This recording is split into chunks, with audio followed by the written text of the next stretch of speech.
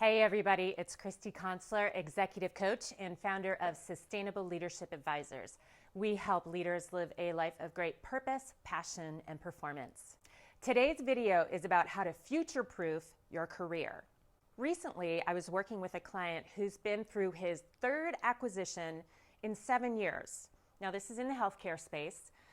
But that's not unusual, is it? Things are really changing quickly in the business environment. If you think about it, virtually every major industry has been disrupted or it's going to be disrupted. So healthcare, media, transportation, retail, they're all changing very, very quickly. And that means the future of work is changing. What does it mean to be a leader? What does it mean to be an employee?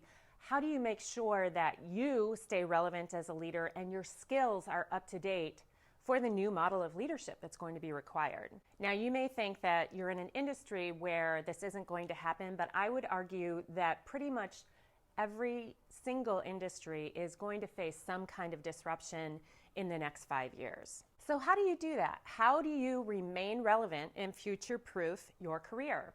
I'd like to talk about 3 different ways that you can do that. The first is to scan the environment on a regular basis to understand the changes that are happening and what the impact might be to you and to your industry. You need to be able to get a broad view of the changes and opportunities that are happening all around you.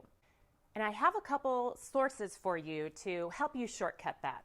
The first one you might have heard of, the second one maybe not, but you really should pay attention to it. So you've probably heard of Fast Company magazine. Check out their website online. They talk a lot about how the future of work is changing and what the implications are for all of us in the workforce. The second source of information is something you might not have heard of yet, but you really need to pay attention to.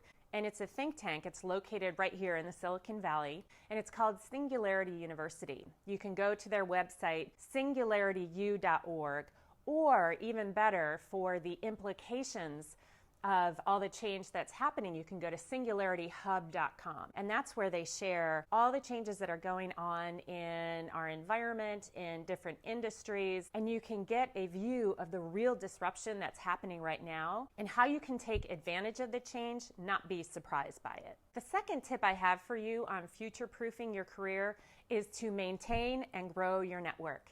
I can't tell you how many people I work with who tell me, Christy, I really wish I had kept up my network.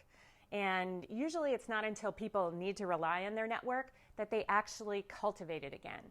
But you want to make sure that you always have an active network, that you're reaching out to people on a regular basis, both within your industry and then more broadly. Always strive to broaden your network and meet people in adjacent or even further afield industries. This is important because you don't know where you might end up in the future. Things are changing so rapidly, you don't know where you're going to be in 5 years or what it's going to look like. But by having that broad network, that will set you up for success and really being able to be resilient in the future no matter what kind of change comes your way. And then the third tip for how to future-proof your career is you always have to be a lifelong learner.